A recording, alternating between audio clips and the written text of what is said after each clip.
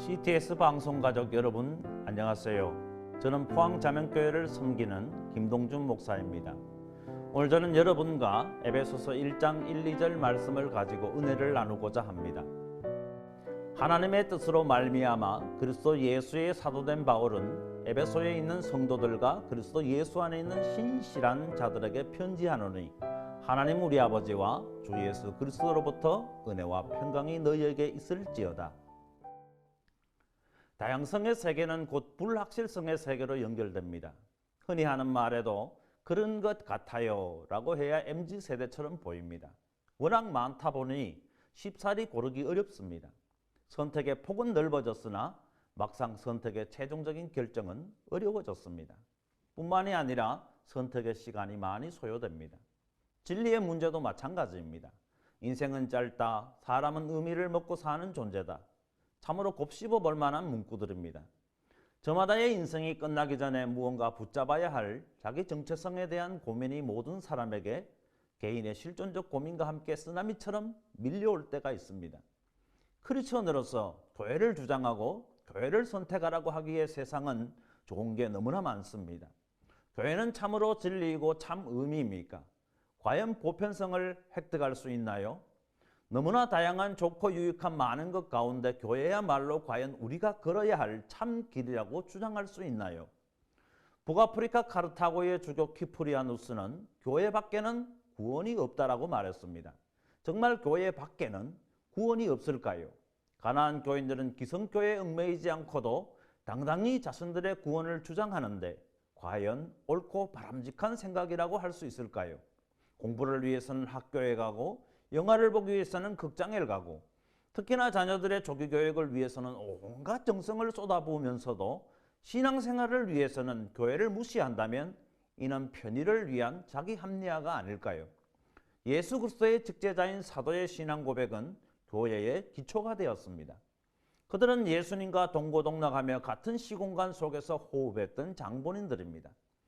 그러한 사도들의 신앙 고백은 과연 교회의 기초가 되었다는 사실을 우리는 잊지 말아야 합니다.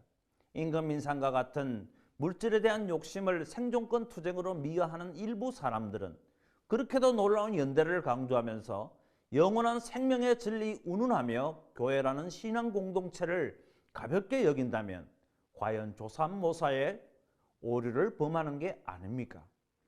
당장 눈앞에 당면한 이익을 위해 더 큰 생명의 진리를 놓쳐버리는 것이지요. 교회 밖은 어디입니까? 교회 밖에는 구원이 없다면 교회 안에는 구원이 있다는 말인데 교회 안은 과연 어디입니까? 교회 안과 밖을 사뭇 생각해 보아야 합니다. 사도성은 교회를 말하는 소중한 기초가 됩니다. 교회가 과연 진리라면 교회는 사도성을 통하여 보편성을 획득해야 합니다. 이러한 견지에서 교회의 보편성은 곧 사도성이라고 해도 과언이 아닐 것입니다. 과거의 사람인 사도는 현재의 사람들에게 말합니다. 교회는 보편적이라고 말합니다. 사도성은 곧 정통성의 하나입니다. 조상이 없는 후손이 없듯이 사도가 없는 교회는 당연히 없습니다. 사도는 예수에 대한 신앙 고백을 통해 교회를 약속받았습니다. 교회의 모퉁이 돌과 머리는 예수 그리스도이십니다. 사도는 예수가 교회 세우기를 정초한 고백의 당사자입니다. 여러분, 예수가 믿기 어려우십니까? 우리와 같은 성정을 가진 사도를 신뢰하십시오. 예수에 대한 반감이 생기십니까? 사도를 통해 예수에 대한 반감을 삭감하십시오. 사도성을 통한 교회의 보편성은 반드시 변증되어야 합니다.